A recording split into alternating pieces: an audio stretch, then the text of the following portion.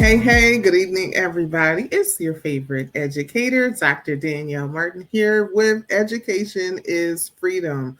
Welcome to the space where we discuss all things education. And as we know, education takes place both inside and outside of the classroom. So, this is a place where fearless, purpose driven female leaders, change makers, and advocates from all over the world unite.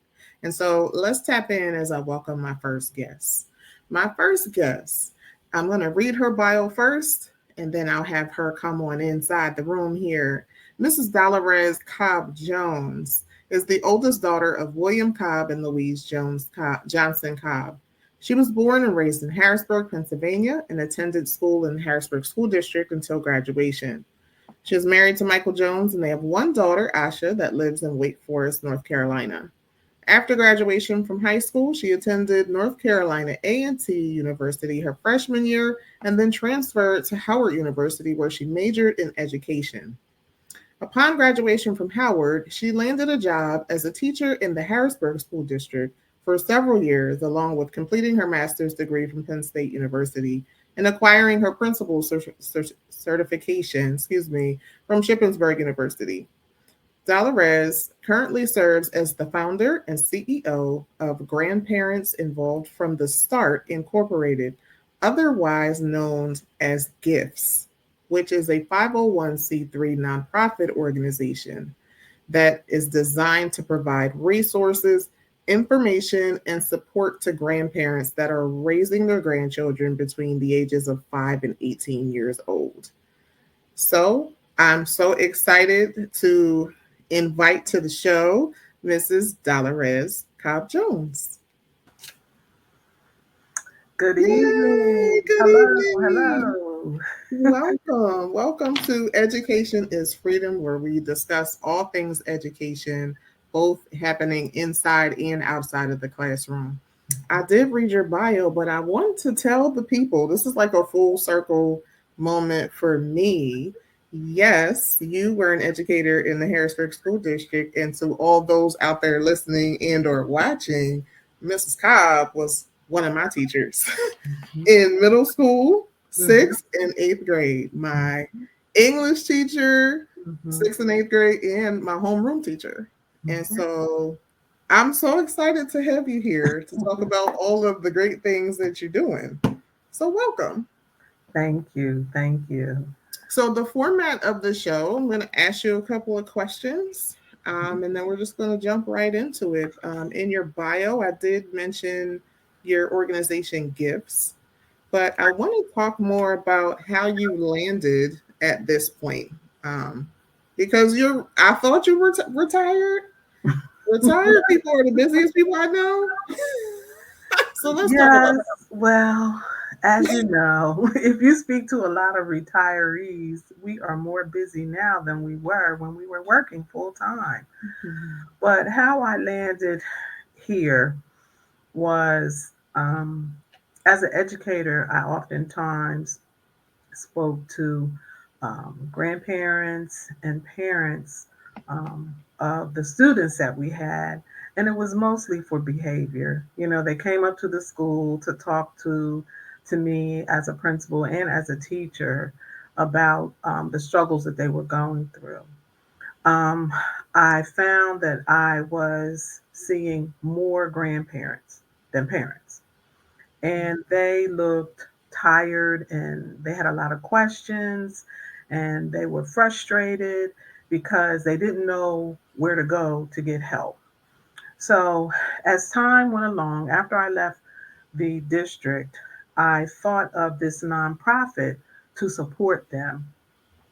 And as I was working at the Department of Education in Pennsylvania, you know, I started to pull some resources together, but I never put a lot of time into it because I was working. So after I retired, for real, I I thought that I would have more time to put into this organization, and I've learned so much. Um, the things that the grandparents have to go through just to get guardianship and protect their grandchildren is just Mm, it's something that I never thought happened, but it mhm, does happen, and it happens a lot. So I'm here as a resource mhm, to help grandparents try to navigate mhm. through, the education system, social services sometimes, and things like that. Wow. Okay. That is wonderful, and it is so necessary. And I heard you just mention, guardianship, and how you assist in doing that. So can you talk a little bit about that and some of the other challenges that grandparents face, and how does your organization assist? Well, fortunately, the state of Pennsylvania has a an organization called Kin Connector, and it comes out of the Department of General Services. And what it does is it's a hotline where grandparents can call and ask questions with reference to guardianship, adoption, um, things of that nature, any type of social services. The only thing they do not provide is monetary support, financial support, and that's okay. But they can direct the grandparents to different resources if they're interested in taking that next step. Now, one of the things that is sort of gray, and my mom, she was a person that did that. Sometimes the grandchildren are just dropped off, Mhm, and um, there is no type of legal paperwork signed. It's like, mhm, okay, drop the baby off here, I will take care of them.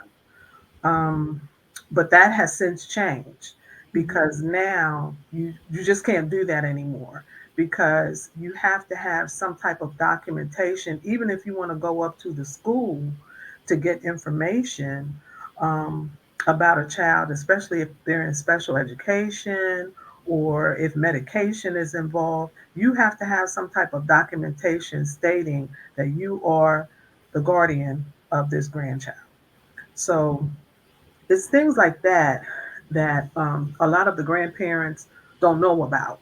mhm, And we try to inform them and let them know, okay, this is a step you have to take. Because again, they're frustrated, they're tired. Some of them, they just really don't want to do it, but they do it because they love their grandchildren and they don't want to see them in the system. So, it's a lot involved with guardianship. um, it's not hard, but you have to know where to go in mhm, order to get the paperwork. mhm, mhm, mhm. Wow, I didn't know a lot of that myself. That seems like a lot of steps, and if you're not privy to that information, I can see how that can be very, very frustrating. If you're just joining us, we have Mrs. Dolorez Cobb-Jones here with us on Education is Freedom this evening. And we are speaking all things education for and support resources for grandparents. So her organization, G.I.F.T.S, Grandparents Involved from the Start, provides many, many resources for those family members, grandparents specifically, that are taking care of young ones. And so we are Okay, so if you are just joining us here on Education is Freedom tonight, we have Mrs. Dolorez, Mhm. Mrs. Dolorez Cobb-Jones with Gifts. Her grandparents involved from the start, organization that gives and helps with resources for grandparents of grandchildren. So we were previously speaking of guardianship, but I'm curious, and I'm wondering if anybody else is wondering, what other resources does your organization provide outside of the guardianship? We have a bi-monthly Zoom session entitled the Grandparents Information Forum, TGIF, and we um, select a topic and bring an expert to come in and talk to the audience about information and resources that they have. In September, we had human trafficking, and Mm. we had a young lady come in who is a survivor of human trafficking and talk to the audience about what signs to look for when those type of people are out there trying to, snatch up children and in some cases adults. Um, Next month or this month, we are going to have a session on the Pennsylvania Health and Dental Marketplace. It's called Mm. Penny, and it's new. Mhm. Um, it took the place of what they already had, but I met this young lady at a meeting, and I asked her, would she mind coming on? So she's going to come on next week at our TGIF session. And like I said, it's every other month where we invite people to come in and just listen and ask questions. Mhm. Another thing that we do is we have fundraisers to raise money to buy gift cards for food, gas, school clothes, and school supplies. So, we just had a fundraiser at the beginning of October. We had a fashion show. It Yeah, I was saw that. Yeah, tell us about that. That looked great. entitled "Boys to Men: A Salute to Grandfathers." Now we did it before COVID down at the Pennsylvania State Museum. Mhm. But then once COVID came, we sort of didn't do it anymore. And then we came back this year. This was our first year since COVID. And it was so nice. Our youngest model was 5, our oldest was 90. And we just, the men came out. We had 3 different scenes. We had the casual scene, we had the coverings where they wore sweaters and coats and things like that. And then we Mhm. had Sunday best, where they had to come out with their Smart. suits. And it was really, really nice. We had a little over 150 people attend, and we had 38 models. So we're going to try to shoot for it next year, but we're running into some difficulty with venues in the area because a lot of people book a year in advance. So Right. we'll hopefully find something to have it because the venue where we had it, she was already booked for next year. So, Okay. but yeah, and then we have 2 major fundraisers. The other one is called Women of Wisdom, Mhm. Grandmothers Appreciation, Mhm. and we identify grandmothers in the community that are pillars of the Yes. community, and we honor them. Mhm. Um, this past year in May, we had 5 grandmothers, and we honored 3 great grandmothers. Oh, wow. So those are the types of things that we do to not Mhm. only support our grandparents, but we recognize them. We Mhm. see you, we know, what you're going through. Mhm. So, sometimes we want to pamper you. We want to take time to just let you know that, we love you. We appreciate what you're doing because you're Mhm. chosen. I I all absolutely love that because I do feel like in some ways it's a population that is overlooked, or we just, I don't know how, but somehow, some way forget about them, Mhm. and we just don't include them in things, and they are the backbones of our families. Yes. And so I love the fashion show pictures. I saw some of those. I was like, y'all better do it. I've seen your when you honor the grandmothers, I think it's Mhm. absolutely beautiful. And you also go to schools. Like I've run into you, going into the city schools. And so what is it that you do when you go in there? Well, I have a support group, and I talk to, well, I wait for the invitation to go into the school, and we identify, maybe like 10, maybe 15 grandparents, male or female, doesn't matter. And we have a support group where we meet once a month and just talk.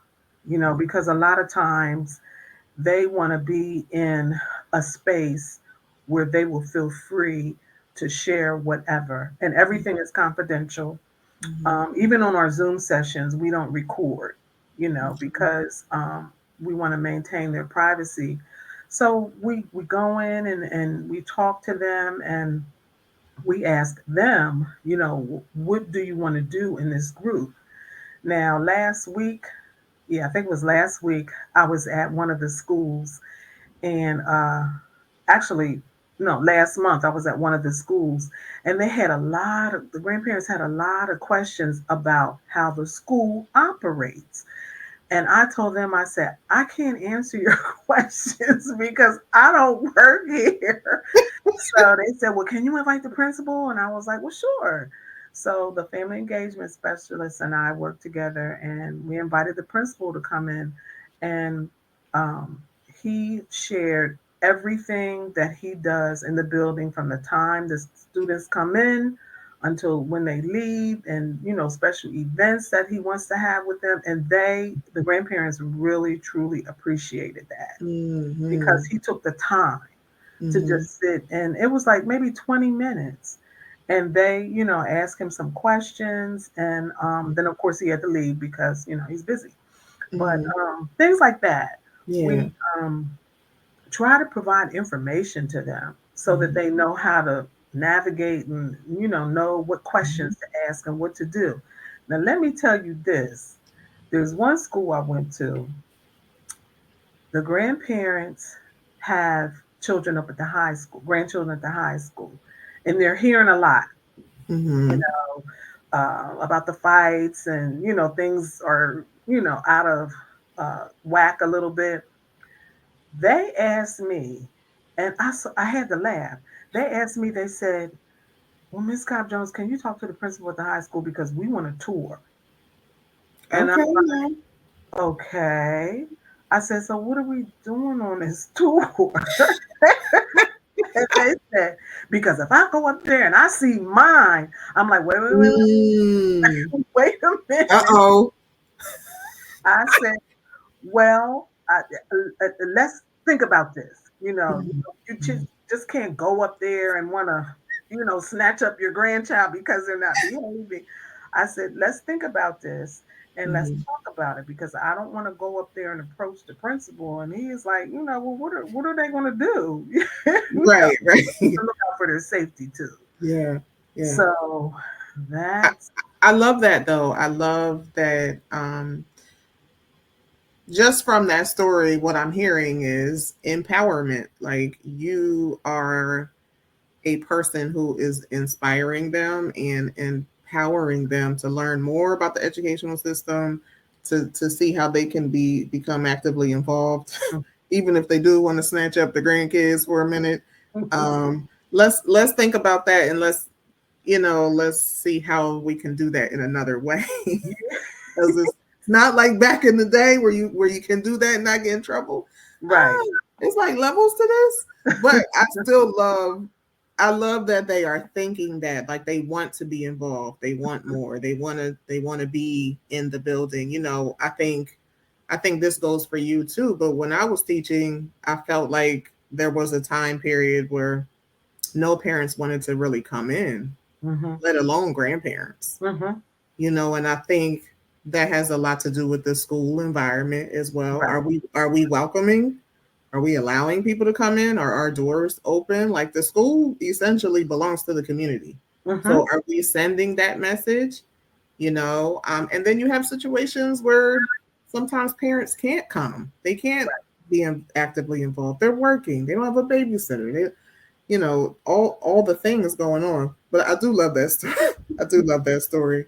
So can you talk about how you would introduce the following topics to grandparents: physical, mental, spiritual, and financial health?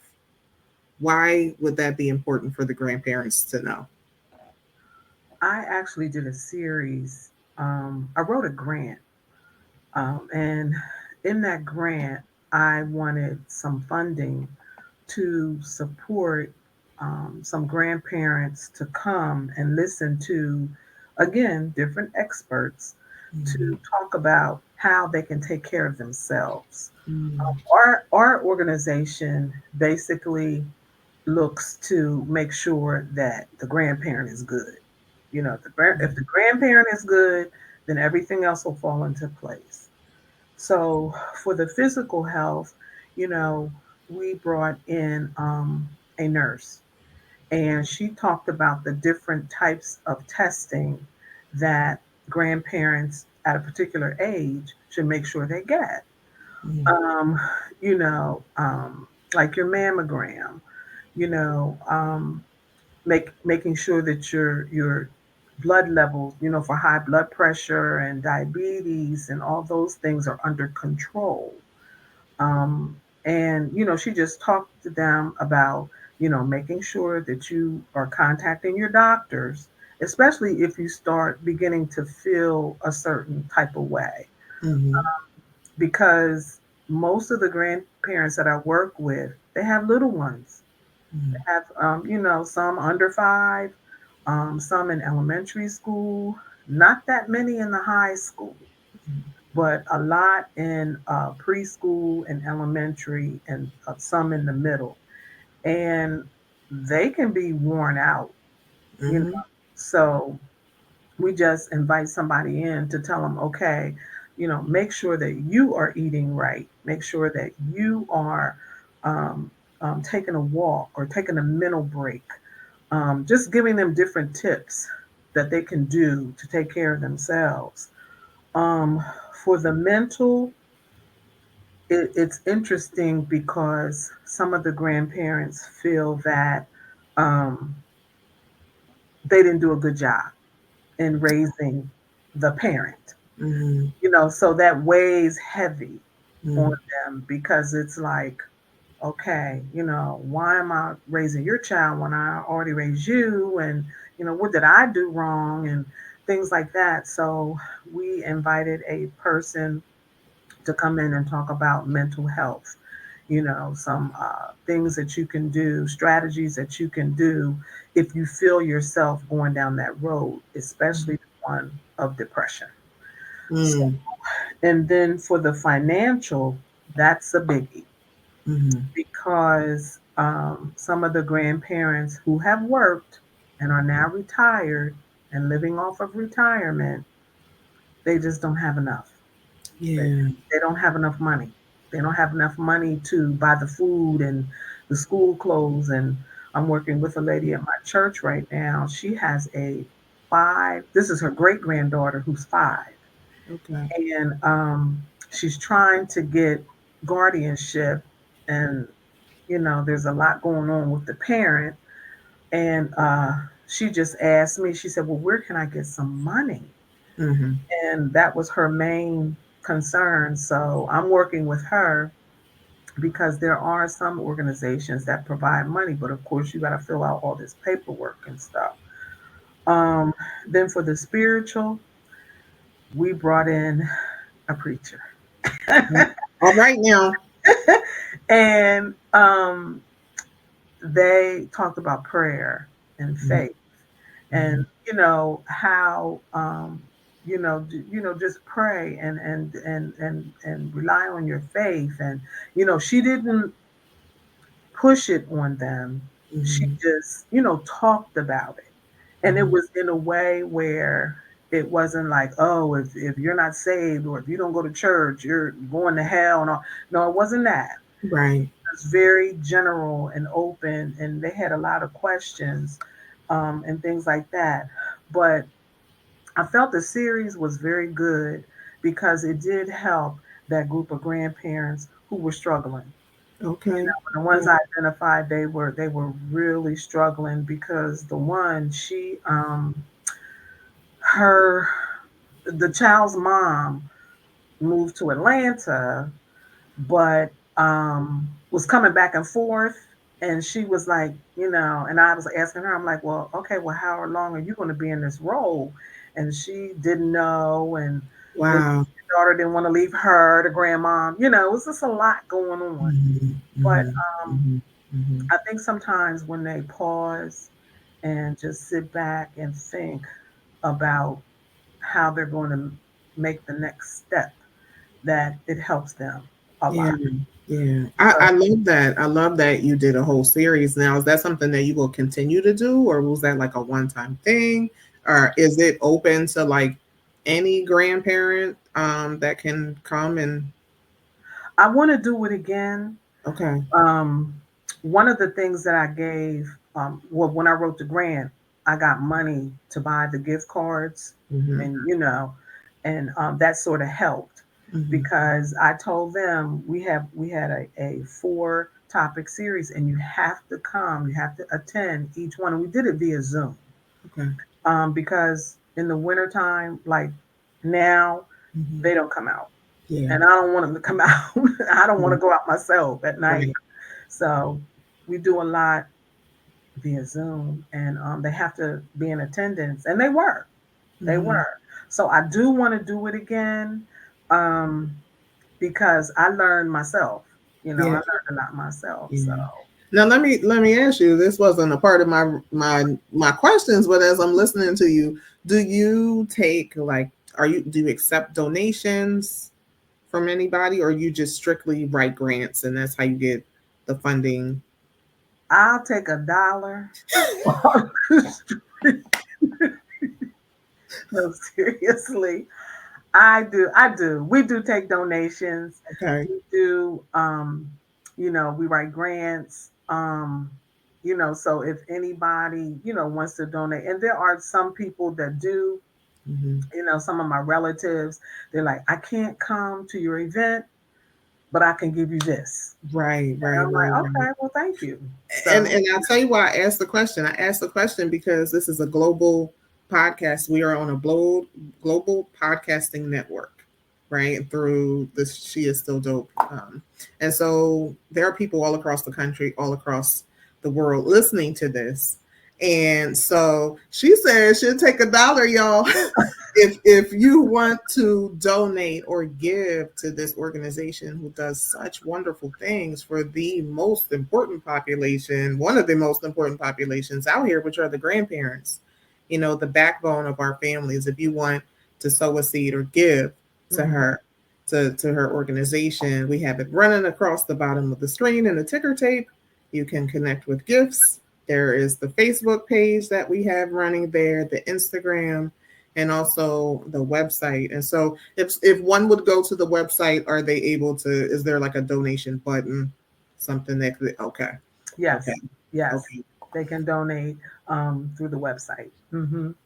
And so just a final question for you, because this is a global podcasting show, what would you say to the grandparent, caregiver, family member who is watching and or listening right now? How would you encourage them? What would you say to them? Because this is not an easy job for them to be doing. Well, first of all, I would say to them that you are the chosen one. You are chosen to take care of these children in the place of their mother, father, or whomever. And let me just also say, sometimes the grandchildren come to the grandparents because of, death, incarceration, drug addiction, abandonment. And there's a lot of reasons that the grandchildren end up with their grandparents, and they don't turn them away. They Mm-hmm. will not, they refuse. I don't care what situation they are in themselves, they will not turn them away. And that's the beauty of it to me. And so, I just encourage them to be informed. Mm-hmm. Be informed about all of the resources that are available to you, to be involved. Make sure that if you have a school age child, that you go to the school, talk with the teacher. If you don't understand something, you know, take an advocate with you, somebody who is aware of the educational system. I have gone to special ed meetings with some of the grandparents because, some of the things that Right. they're telling me, I'm like, that That doesn't don't sound sound right. Right. Doesn't Mm-hmm. sound right. So let's go talk. Mm-hmm. Then I also um, ask them to be inspired. You know, Mm-hmm. just know that you are special. You are Mm-hmm. special, and you are a person that can hold your head up. You know, no matter if you don't have a dollar in your pocket, you have the love that you can give to your grandchildren, and believe me, they will always, always, always remember you, always, and appreciate what you have done for them. Mm-hmm. Mm-hmm. I love that. I love that whole. I love that whole response. I especially love that you say that they are the chosen, and they are. And so you have been appointed by God to be in this role and care for and love on your grandchildren, and you have an awesome organization such as Gifts that will help you walk through that. Yep. That is very beautiful. Mrs. Cobb, thank you so much for coming on. I I have just want to say, Danielle, I am so proud of you. I am just, you ain't about to make me cry on here. I am so proud of Oh, you because we talk often when we see each mm, other, and I'm like, okay, now she's doing this in a stage of her life. Now she's doing that. And to get your doctorate, that is beautiful. That is beautiful. And I'm so proud of you. And I thank you for all the great work that you're doing mm. and that you will be doing in the future. This is just the beginning. This This is is just just the beginning. I received that. I received that, and thank you for being a part of my village. You were one of my favorite teachers. I don't know if I've ever told you that, but you were. It took me forever to call you by your first name. That still don't that sound right to me. But I've been blessed to be able to have conversations with you still, Mhm, after all those years and work alongside of you and watch you. mhm, You know, it's been amazing, and you're doing great things. And I love that you have started this for the grandparents because I just don't see a lot, hadn't seen a lot for them, and so I appreciate you and your words, and I'm glad that I make you proud. yes, So Harrisburg. your hard work paid off. I am a product of what you sowed into the young people all those years ago and what you Mhm. sowed into your community. And so I appreciate that, but thank you. And thank you So very much for inviting me. thank you so much, everyone, for joining us this evening on Education is Freedom. I hope that you have been inspired and empowered by our conversation this evening.